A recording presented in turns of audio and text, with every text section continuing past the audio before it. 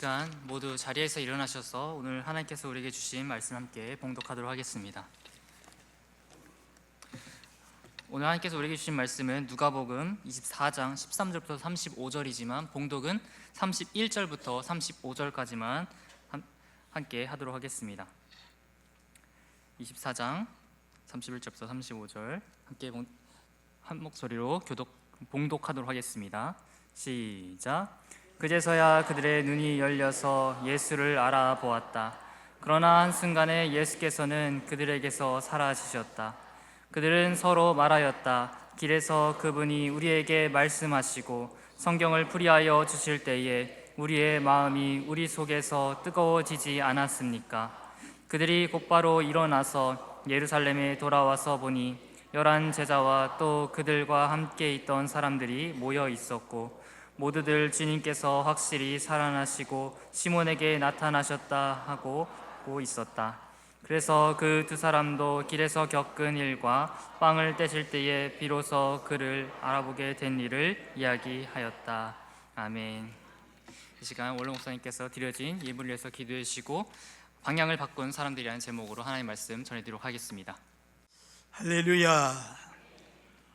부활 주일 후 두 번째 주일 일부 예배에 참석하신 성도 여러분의 심령과 가정 재반사 위에 부활하신 주님이 임하셔서 축복하시는 줄 믿습니다. 옥수교회 천막교회로 개척해서 한 4년째 되던 쯤 72년도에 76평 대지에 35평 가정주택 슬라브 2층에다가 35평 예배당을 만들었습니다. 처음에 거기에 나와서 예배 드릴 때 저 넓은 자리에 언제 저 자리를 다 채울 수 있을까 하고서 기도하고 있었는데, 한 번은 어떤 30대쯤 되는 남자분이 교회를 찾아왔어요. 이 교회 전도사님이세요. 네, 그렇습니다 했더니만, 예수 믿으면 정말로 병 고침 받습니까? 그래서 알고 보니까 다른 교회 나가는 그 한 집사님이 새벽기도 나오시는데 그 가정의 형편을 보고서 전도를 했어요. 예수 믿으면은 하나님이 병도 고쳐주시고 살게 해준다고 이 전도를 받고 나오신 분입니다. 그래서 제가 하나님이 제게 하신 일, 그거를 바로 얘기했어요. 저도 죽을 병이 들어서 죽게 됐는데 하나님이 살려주셔서 지금 살아서 이렇게 전도사가 됐습니다. 그리고 천막교회에 상지팡이를 짓고 왔는데 그 사람도 기도했더니 상지팡이 집어 던져버리고 신학교 가서 신학을 공부하고 전도사가 됐습니다. 또 누구 이름을 대가면서 쭉 이야기를 했어요. 알고 보니까 그 집에도 그런 일이 있어요. 부인이 후두암으로 병원에서는 방사 치료를 하는데 너무나 고통스러워서 그 방사하는 그 치료가 정말로 힘들어서 못하겠다는 겁니다. 그런데 그분이 그 이야기를 듣더니만 그 다음날 새벽에 교회에 나오는 거예요. 3일 동안 나와가지고 막 울면서 막 이렇게 기도하는데, 제가 3일째 되는 날 안수기도를 했더니만 성령의 뜨거운 불을 받아. 그래가지고 막 기도하고 이러는데, 그래서 나중에 보니까 부인의 병도 같이 교회에 나오게 되고 신앙생활을 하게 되는 거예요. 그런데 그 집에 6살 난 아이가 우연히 밖에 나갔다가 돌아다니다가 거품을 흘리고 쓰러졌는데 일어나지는 못하는. 죽어버린 거예요. 이러니까 충격을 받아가지고 아마 정신이 막 아주 완전히 돌아온 사람 같지. 막 헛소리하고 막 그냥 다닌다는 거예요. 그래서 제가 찾아갔습니다. 그 집에 앉혀놓고서 제가 이 얘기했습니다. 이 성경에 보니까 욥이라는 사람이 하루아침에 10자식이 다 죽었습니다. 재산도 다 다른 사람 빼앗아갔습니다. 그런데도 하나님께 기도하고 열심히 믿더니 나중에 하나님이 10자녀를 또 주었어요. 그리고 다시 전에보다 더 큰 복을 받는 걸 봤습니다. 그 이야기를 해줬더니 이분이 이제 힘을 얻어가지고 교회에 열심히 나왔어요. 그러니 과연 말씀한 대로 더 좋은 아들을 주신 거예요. 그래서 그 아들이 예수 믿고 모범 청년이 되고 그래서 또 결혼해가지고 잘 사는.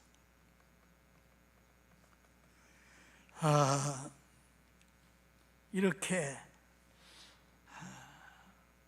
참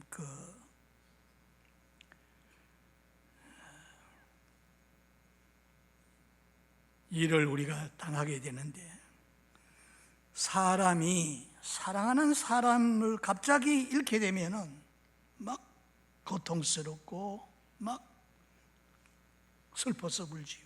왜냐하면은 사랑하는 사람을 더 이상 볼 수 없게 되고 더 이상 사랑할 수 없고 이런 사실. 그래서 앞으로 미래에 대한 꿈을 꿀 수가 없고 행복을 만들어갈 수 없기 때문에 충격이 되고 고통스러워하게 되는 겁니다. 여러분이 기억하시겠습니다마는 2014년 4월 16일 저 진도 앞바다에서 세월호 거기에 475명이 타고 가는데 배가 뒤집어져 가지고서 다 바다의 물속에 장사집니다. 그래서 그 중에 174명만 구원되고 살아나게 되고 나머지 302명이 그 차가운 바다 속에 깔려 죽고 말았습니다. 단 한 사람이라도 건져내기 위해서 수천 명의 사람이 동원돼 가지고 열흘 동안 안간 힘을 다 써보았지만은 기적적으로 살아났다는 소식을 듣지 못했습니다. 그래서 그 부모, 일가, 친척을 비롯해서 지켜보는 온 국민이 생존자 증후군, 집단 트라우마에 걸려가지고 그래서 병이 났다. 불안하고 답답하고 우울하고 화가 막 치밀어 오르고, 그래서 이 사고가 수습되어야 정신 이제 다시 좀 안정이 되고 이렇게 돼야 되겠는데, 그러는 가운데 저 북한에서는 핵무기를 막 이제 쏴대면서 막 위협을 주고 이래서 참 어려움을 겪은 때가 있었습니다. 사랑하는 사람이 갑자기 죽었을 때 실로 큰 충격을 받게 되죠. 엄청나게 충격을 받습니다. 오늘 이 본문에도 바로 그런 일이 일어났어요. 엠마오로 내려가던 두 제자, 이 13절부터 우리가 다 교독해야 되는데 너무 많으니까 뒷부분만 얘기했습니다만은, 엠마오로 두 제자가 예수님이 갑작스런 이 죽음에 그 슬픔 만났습니다. 십자가에서 못 박혀 돌아가신 그 전에만 해도 그들은 꿈이 있었어요. 예수로부터 날마다 은혜로운 말씀을 듣고 예수님과 동거동락하면서 훈련받는 그 기간 동안 막 가슴에 희망의 불길이 타오르고 있었는데, 예수님이 유대인의 왕이 되면은 자신들도 한 자리 차지할 수 있지 않겠는가 생각하고, 그리고 예수님께서 이스라엘 나라를 로마의 압제로부터 구해낸다면, 그래서 새로운 국가를 세운다면 아마 어떤 역할을 하지 않겠는가, 이런 기대를 가지고 주님을 따랐는데, 예수님이 처참하게 십자가에 못 박혀 돌아가시게 되자 그들 꿈은 다 깨져버렸어요. 그래서 의욕을 상실하고 절망하게 되고 절망적인 공동화 현상을 보이게 됩니다. 그래서 예루살렘을 떠나서 자기의 고향인 엠마오로 두 제자가 터벅터벅 걸어가는데, 어깨는 쭉 늘어지고 다리는 힘이 다 풀리고 발걸음은 무거워서 누가 봐도 소망을 잃은 슬픈 사람이었습니다. 그런데 엠마오로 낙향하던 그들에게 놀라운 일이 벌어집니다. 죽었다고 생각했던 그 예수님이 그들에게 나타나신 겁니다. 자, 우리가 교독 못했습니다마는 15절 말씀을 같이 한번 읽겠습니다. 15절 시작. 그들이 이야기하며 토론하고 있는데 예수께서 가까이 가서 그들과 함께 걸으셨다. 16절도 같이 읽겠어요. 시작. 그러나 그들은 눈이 가려져서 예수를 알아보지 못하였다. 부활하신 예수님이 저에게 찾아오셔서 같이 걸으면서 이야기를 하지만은 그분이 부활하신 예수님인 줄 알아보지를 못하는 거예요. 그래서 예수님과 대화를 합니다. 도대체 뭘 가지고 그런 얘기하고 있어요? 그러니까 당신 예루살렘에서 나오면서 어떻게 당신은 이 소식을 알지 못하느냐? 예수라는 분이, 하나님은 자기 아버지고 이제 예수님이 하나님 나라에 대해서 막 이렇게 전파하고 그러던 분이 이렇게 하나님을 자기 아버지라 그러고 또 자기가 그 아들인데 자기가 그 일을 이루기 위해서 왔다 그러고 전하니까 유대교의 지도자들이 신성모독이다, 자기 아버지가 목수 요셉인데 어떻게 자기 하나님이 자기 아버지라고 그러느냐, 그래가지고 죄로 몰아붙여가지고서 결국은 십자가 못 박아 죽도록 그렇게 한 겁니다. 그래서 예수님은 말씀하시던 대로 죽은 자 가운데서 다시 살아나셨는데 그들을 찾아왔지만은 알아보지를 못하는 거예요. 여러분, 예수님은 인간을 새롭게 하시고 구원하시는데 언제나 주도권을 가지고 앞장서서 하십니다. 그 사역에도 보면은 병에 시달리며 고통받는 환자를 찾아가시고 또 버림받은 사마리아 여인을 찾아가셔서 그를 다시 이제 소망을 가지고 살도록 그렇게 만드시고, 심지어는 죽었던 나사로 무덤까지 찾아가셔서 그들을 접촉하고 죽은 자를 살리시고 병든 자를 고쳐주시고 바른 길로 인도하신 주님이었습니다. 주님은 이런 선한 일을 항상 주도권을 가지고 일을 하셨습니다. 오늘 주님의 날, 부활하신 주님이 이 자리에 찾아오신 거 여러분 믿으십니까? 이 자리에 찾아오신 거예요.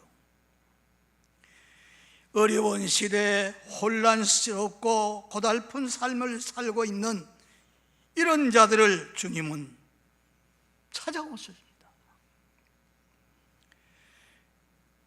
그래서 슬퍼하는 사람, 고통하는 사람, 이런 걸 찾아오십니다. 오늘 부활하신 주님을 만나시고 위로와 소망을 가지고 이런 은혜가 여러분에게 충만하기를 주의 이름으로 축복합니다. 그런데 찾아오신 부활하신 주님을 왜 알아보지 못하느냐? 그 이유를 성경이 말씀하고 있어요. 왜 알아보지 못합니까? 오늘 이 말씀에 보니까 눈이 가리워져서 부활하신 주님을 알지 못한다 그랬어요. 그런데 보세요, 여기 문제가 생깁니다. 부활하신 주님이 제자들에게 찾아오셨으나 그들은 주님을 알지 못하는 겁니다. 예수님은 자신이 십자가에 못 박혀 죽으시고 3일 만에 살아난다는 것을 여러 차례 말씀하셨습니다. 그렇게 해서 살아났다는데도 제자들은 보고도 알지 못하는 거예요. 이해하지를 못합니다. 그 이유 한 번 더 우리 보십시다. 16절에도 그랬죠. 그러나 그들은 눈이 가려져서 예수를 알아보지 못하였다. 또 17절도 한번 읽겠습니다. 시작. 예수께서 그들에게 물으셨다. 당신들이 걸으면서 서로 주고받고 하는 말들이 무슨 이야기입니까? 그들은 침통한 표정을 지으면서 걸음을 멈추었다. 이렇게 부활하신 주님과 말하면서도 그분이 예수님을 알아보지 못하는 거예요. 다정한 주님의 그 음성을 들으면서도 이거 알아보지 못하는 겁니다. 그래서 두 사람이 슬픈 빛을 띠고 삽니다. 다시 살아나신 예수님이 부활의 기쁨과 소망을 주려고 찾아오셨으나 그들은 부활하신 예수님을 볼 수 있는 영적인 눈이 가리워졌어요. 그 예수님이 가까이 계시지만 알아볼 수 없습니다. 마음이 눈이 없습니다. 그래서 낯익은 주님의 음성을 들어도 그분이 예수님인 줄 알아보지를 못하는 거예요. 어떤 성도는 주일 아침에 부부싸움을 했어요. 그래가지고 막 그 마음속에 막 감정이 막 상해가지고 그래가지고 예배 시간에 대해서 참석했어요. 그런데 목사님의 설교하는 말씀이 하나도 귀에 안 들어요. 그 감정이 딱 가로막는 거죠. 그렇습니다. 미운 사람이 앞에 있으면 뒤곡지 보면은 이런 감정이 생겨가지고 목사의 설교 알아듣지 못해요. 바로 들어오질 않습니다.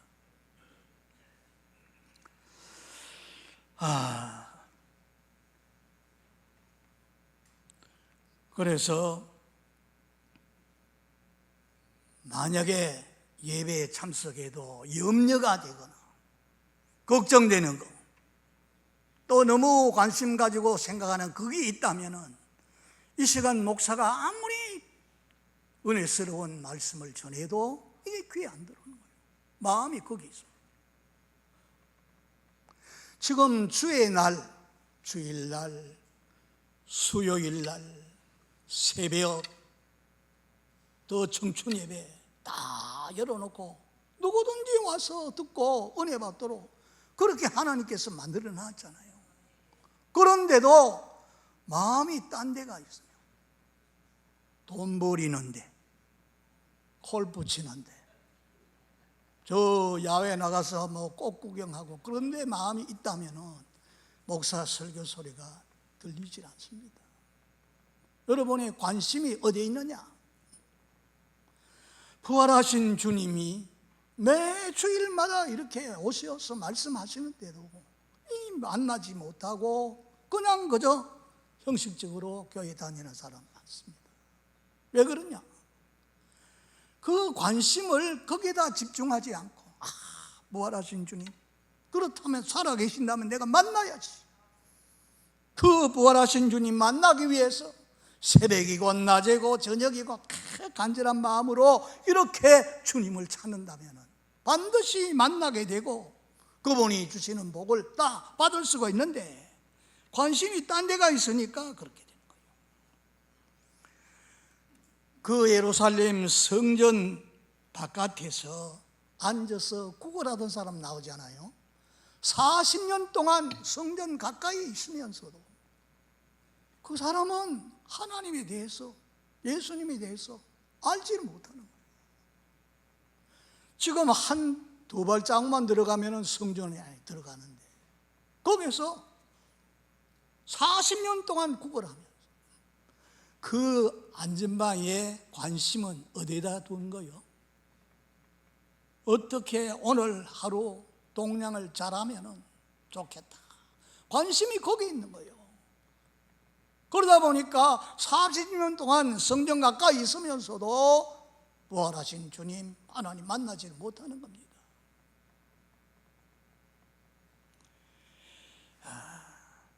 여러분 그렇지요. 그런데 성경에 보면은 길거리에서 구걸하던 거지 바데메오, 예수님에 대해서 소문을 들었습니다. 그분이 병자를 고쳐주신다 들었습니다. 그래서 이 소경 거지 바데메오가 가는데 막 사람들이 웅성거리는 소리 납니다. 무슨 소리냐 하고 보니까 하나님의 아들 예수님이 많은 무리와 같이 앞으로 지나간다는 거예요. 그러니까 이 거지 나사로가 다윗의 자손 예수여 나를 불쌍히 여기소서. 그러니까 잠잠해. 예수님이 지금 바쁘신데 주둥이 다치라고 막 옆에서 막 소리 지르고, 그러나 더 큰 소리로 다윗의 자손 예수여 나를 불쌍히 여기소서. 그러니까 그 바쁘게 가시던 예수님이 발걸음을 딱 멈추시죠. 저 사람 미리 데려오라. 뭐 해주기를 원하느냐? 주여 제가 눈뜨기를 원합니다.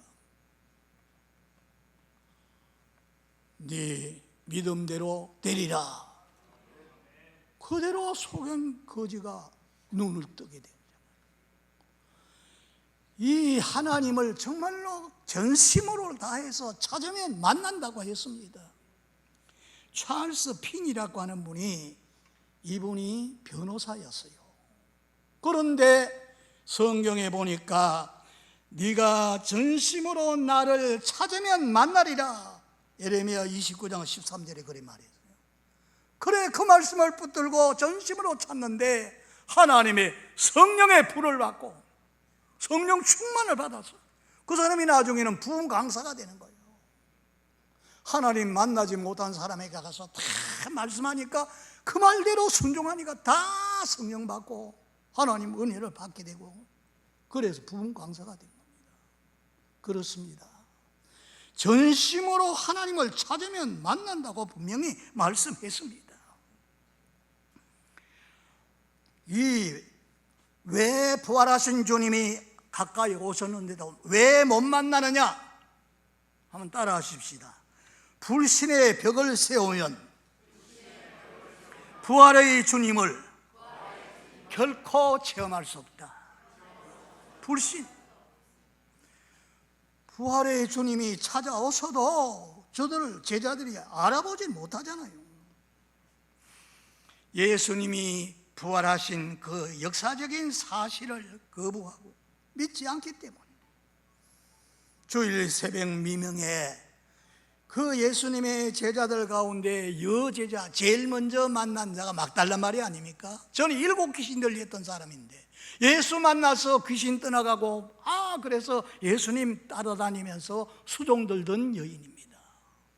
그 예수님이 십자가에 비참하게 운명하고 돌아가시는 모습을 보고서는 잠을 못 자는 거죠. 그래서 부활하신 주의 날 아침에 일찍이 동료 몇 사람, 2 사람 데리고서 같이 예수님의 시신에 향유를 바르기 위해서 찾아가는데 돌무덤이 옮겨져 있고 그 안에 들어보니까 빈 무덤이고 예수님이 없어요. 그런데 천사, 빛나는 옷을 입은 천사가 나타나가지고 나사렛 예수를 찾는구나. 그분은 살아나셔서 여기 안 계신다. 그걸 돌아보니까 부활하신 예수님 만나게 되잖아요. 그래서 만났다는 그 이야기를 해도 제자들은 이걸 믿지 않는 거예요.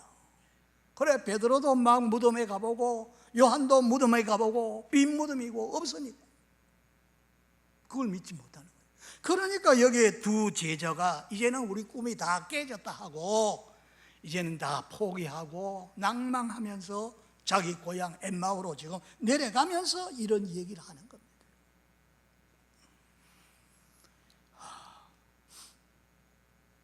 사람이 죽으면 끝나는 거고, 그런데 어떻게 죽은 자가 살아날 수 있느냐? 고정관념이 있기 때문에. 그러니까 이걸 믿지 않은 거죠. 아마 그 여인들이 가서 부활하신 주님을 만났다 그러지만 아마 그건 헛거봤겠지. 사람이 죽었는데 어떻게 다시 살아날 수 있나? 상식이 밖의 이야기잖아요. 그래서 그들은 믿지 않고 이렇게 됩니다. 이렇게 낭망하고 내려가는 두 제자에게 나타나서서 대화를 나누었지만 그들은 부활의 주님을 전혀 깨닫지를 못합니다. 이런 자들에게 주님 말씀하십니다. 자, 25절 말씀 한번 같이 읽겠습니다. 시작. 예수께서는 그들에게 말씀하셨다. 어리석은 사람들입니다. 예언자들이 말한 모든 것을 마음이 그렇게도 마음이 무디어져 가지고 그래서 예수님 부활하시고 거기 오셔도 그걸 알아보지 못해요. 역사적인 사실인데 어떤 사람이 어리석으냐? 엄연한 역사적인 사실을 내가 보지 못했다고 믿지 않는다면 그게 어리석은 자라고 주님 말씀하십니다. 16일, 그러니까 한 12년 전이죠.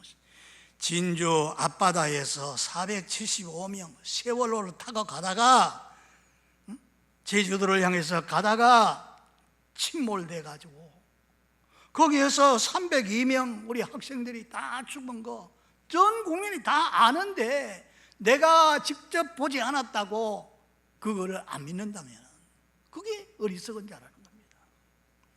그런데 사람들이 십자가에 못 박혀 죽으신 예수는 역사적인 사건인가 믿는데 3일 만에 살아나셨다.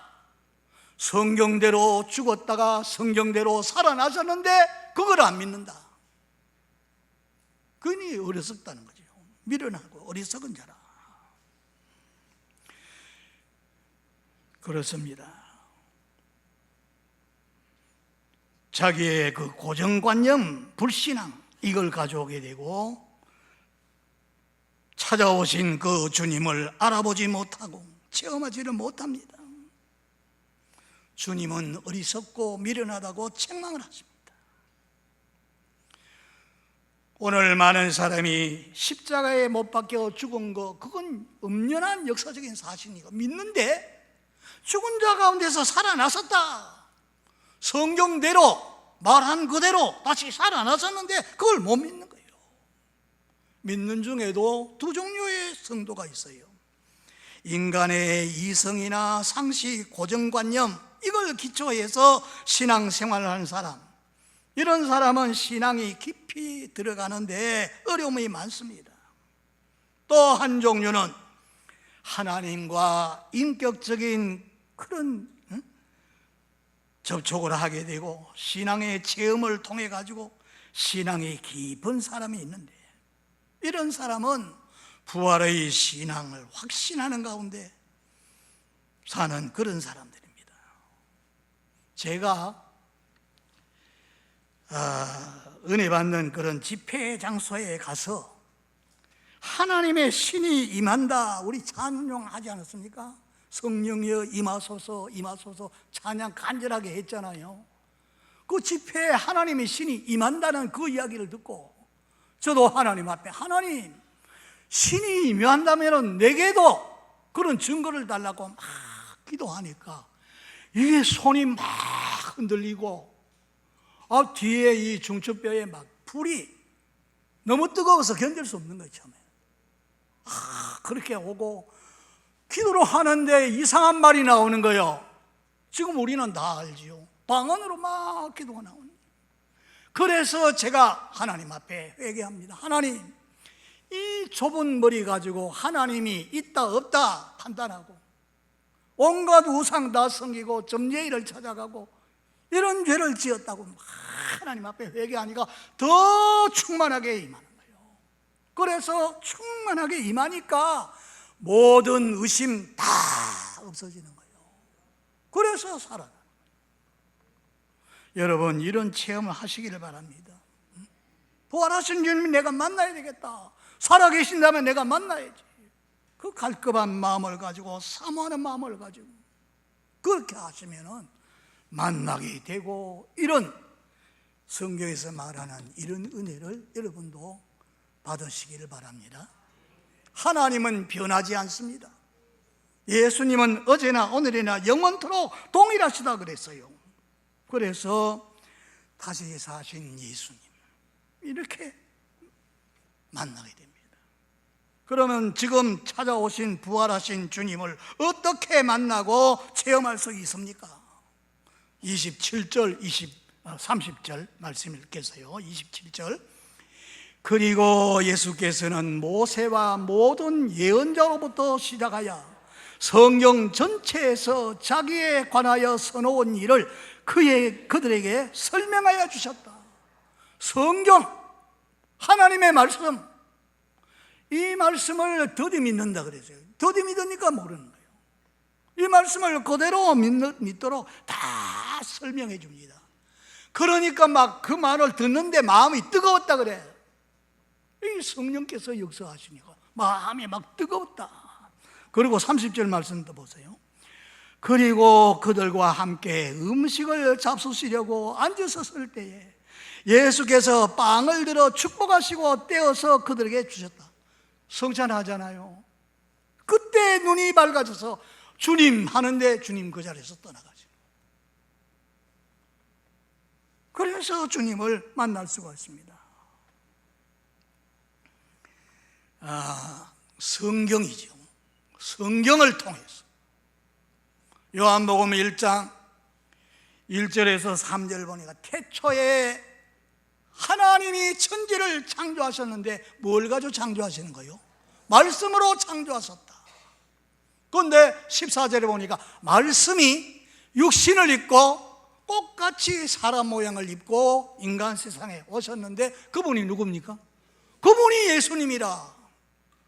그래, 그 예수님을 나의 주인으로 영접하고 모셔드리면 하나님의 자녀되는 권세를 주시고, 그래서 이 말씀으로 거듭나게 되는 겁니다. 베드로전서 1장 23절에 하나님의 말씀으로, 말씀을 바로 듣고 그 말씀이 바로 나를 거듭나게 하는 거예요. 믿음이 어디서 생깁니까? 들음으로 믿음이 생기는데 뭐를 들어? 하나님 말씀 들을 때 그렇구나, 믿음이 생기는 거예요. 그래서 베드로전서 2장 2절에 보니까 갓난 아이들 같이 순전하고 신령한 젖을 사모하라. 말씀으로 구원에 이르도록 자라게 하시고, 어디까지 자라느냐? 에베소 5장 13절에 보니까 그리스도의 장성한 분량에 이르기까지 자라게 한다 그랬어요.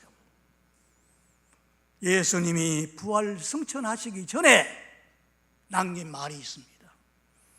요한복음 16장 7절, 내가 실상을 말하는데 내가 떠나가는 것이 너에게 유익하다. 왜냐하면 내가 가야만 보혜사 성령이 오신다. 내가 가지 않으면 그분이 안 오신다는 거죠. 그러니 성령이 오시면 다 알게 해준다는 거예요. 주님이 말씀하신 거 다 성경이 다 깨달아지게 되고 다 이게 믿어지게 되고 의심이 없어져요. 그래서 성령이 내 속에 들어오시면, 하나님 말씀을 읽으면은 성령이 다 알게 해주십니다. 기도하면 성령이 내게서 역사하시니까 그 기도가 하는데 막 힘이 생기고 응답을 받게 되고, 성령이 내 속에 들어오시니까 하나님이 기뻐하는, 나가서 다른 사람에게 그 소식, 하나님에 대한 소식, 예수님에 대한 소식을 닦고 전하게 되고, 성령이 내 속에 들어오시니 그렇게 되는 거예요. 여러분, 부활하신 예수님께서 그 실망하고 낙담하고 떨어져 나가서 전에 직업을 찾아서 고기 잡으러 나간 그 사람들을 왜 찾아가서 다시 사랑을 고백하게 하고 그렇게 해서 다시 사명을 주십니까? 나 같으면은 사람보다 능한 천사를 보내가지고 이렇게 하면 얼마나 좋겠어요. 왜 그런지 아십니까? 하나님이 사랑하시기 때문에 그들을 다 찾아가서 다시 돌이키도록 그렇게 하신 겁니다. 저는 초등학교 4학년 때 신학생들이 전하는 복음을 듣고 예수 믿는 게 좋다. 그래서 이제 예수 믿기로 결단하고 나니까 얼마나 좋은지 막 무상을 섬기고 그리고 점쟁이를 찾아가고 온갖 죄를 다 지었는데 그래서 막 나중에는 예수님을 믿은 너무 좋았는데 마귀가 주는 시험이 있어요. 내가 늘 얘기하지만 배가 아파서 막 고통스러운데 휘발유를 먹어도 안 되고 활명수를 먹어도 안 되고 그래서 우리 어머니께 연락했더니 야 빨리 오라. 가보니까 역시 점쟁이를 불러다 놓고 점을 치는데 이 아이가 예수 믿는 집에서 하숙하는데 그 집에 아이가 하나 죽었는데 그 귀신이 자꾸 데려가려고 그러니까 겁이 나가지고 막 점쟁이 시킨 대로 딱 하는 거지. 푸닥거리 딱 하고 나니까 나아지는 거예요. 예수 믿어도 소용없다. 그 예수를 던져버리고 그래 나가서 더 깊이 그런 점쟁이 말하는 대로 따라서 온갖 죄를 다 짓고 그래서 신경쇠약으로 더 이상 공부도 못할 정도로 막 돼. 잠을 잘 수 없는 만절부절하고 마치 바늘방석에 앉은 것처럼 그렇습니다. 그런데 하나님이 저를 다시 불러주신 거예요. 우리 동네에 예수 잘 믿는 허권사님의 딸이 제 동생뻘인데 엄마 큰일 나서 마지막 말세인데 예수 믿는 사람 여기 모으고 안 믿는 사람 이쪽에 모아서 다 죽인데 죽는다 그러니까 저는 겁이 나는 거예요. 죽음에 대한 공포가 많았습니다. 왜냐하면 제가 7살, 8살 되던 둘도 없는 친구 시기 저는 우기고 그거는 시기입니다. 그런데 한 해 지나는 동안에 홍역으로 그 아이가 오면 죽은 거라. 그러니까 얼마나 죽는 게 무서운지. 그래서 막 같이 따라주고 싶은 그런 마음이 있어요. 그러니까 우리 엄마가 아파서 죽음은 살아올 수 없다. 이제는 같이 놀 수도 없다. 얼마나 겁이 나는지 그 아이가 있는 집 있는 데로 쳐다보지를 못한 거예요. 그런데 우리 집 앞에 그 상여를 메고 나가는 그런 공터가 있어요. 사람이 죽으면 동네 사람이 다 거기 와서 막 고가고 울고 상여 그거 이제 차려가지고 나가는데 그걸 보면은 막 죽음의 사자가 내 목덜미를 잡고 가는 것 같아가지고 그 어릴 때 그랬어요. 겁이 나가지고 막 방에 들어가서 방구석에 숨을 정도였어요. 그렇던 저를 하나님께서 다시 불러주시는 거예요. 그래서 하나님의 그 사랑, 그렇게 죽게 된 저를 다시 살려주셨는데 그 아이가 말한 그대로 자기 오빠가 전도하러 왔어요. 그 이야기를 했더니 야 빨리 나와야 돼. 안 그러면 너 벌 받아. 그래서 이제 교회 다시 나가서 처음에는 전도사 얘기하는 거 하나도 안 들어왔어요. 그런데 마지막에 자기가 하나님을 이렇게 잘 믿게 되고 전도사가 된 것은 차를 타고 가다가 어둑바지에 떨어져서 죽게 되는데 하나님이 살려주셔가지고 그래서 자기는 집사였는데 전도사가 돼가지고 이 말씀을 전하는데 여러분 하나님 잘 믿으려면 하나님 만나야 된다는 거예요.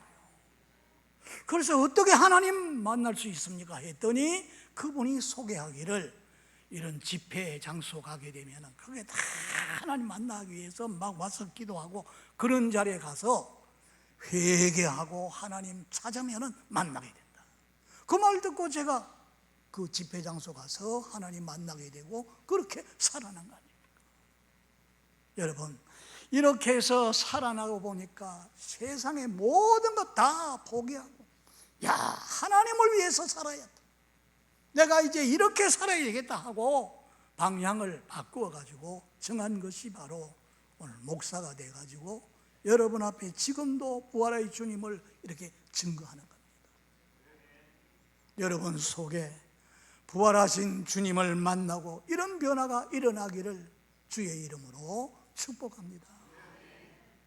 지금 온 세계가 중동 전쟁으로 인해 가지고 막 고통하고 있지 않습니까?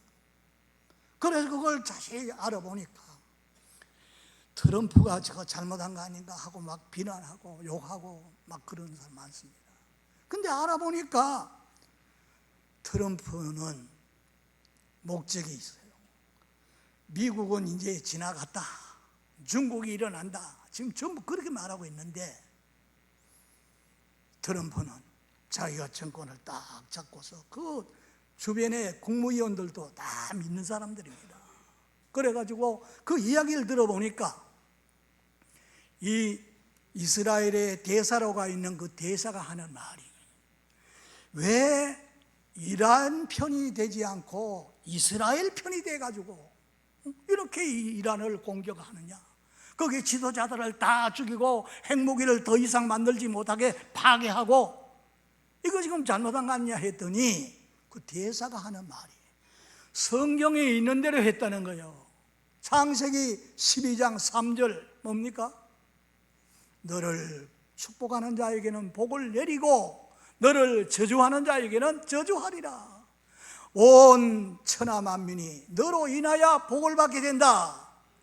성경에 그렇게 말했으니까 우리는 이스라엘 편이 되고 이스라엘 도운다. 이래가지고 그 이슬람권, 알라 신을 섬기는 그 사람들 털이 많이 나고 지금 그 이란이고 전부 그런 사람들, 그런 사람들은 공산주의와 가깝습니다. 이래서 아주 악을 행하고 이러니까 그걸 없앤. 그리고 미국이 정말로 세계 최대 강하고 부한 나라 되기 위해서, 그리고 이제 하나님의 이 복된 소식을 전하고 온 세계의 질서를 바로잡기 위해서 이렇게 한 거예요. 아마 성경에 근거해가지고 그런 말을 하니까 그런 것 같아요. 그 국무위원들 기도를 시키면 기도를 그렇게 합니다. 회의하기 전에 먼저 기도를 시키거든요. 시키면 그 장관이 됐든 뭐 총리가 됐든 이런 사람들의 기도가 바로 그걸 얘기하는 거예요. 하나님께서 트럼프에게 기름을 부으시고 자기들에게 기름을 부어서 이런 일을 하도록 하십니다. 그렇게 하니까 승리는 어느 쪽에 있겠어요? 반드시 그렇게 됩니다. 그래서 세계 최강국을 만들어서 옛날에 미국처럼 다시 그렇게 하겠다고서 나선 거 아닙니까? 그런데 우리는 지금 중동에 이 원유를 실어나르는 배가 20척이나 지금 갇혀가지고 있어요. 170명 우리 한국인들이 거기에 묶여가지고 지금 아직 나오지 못하고 있지 않습니까? 우리는 부활하신 주님을 만나고 이렇게 신앙생활을 하는 분들은 이를 위해서 기도해야 됩니다.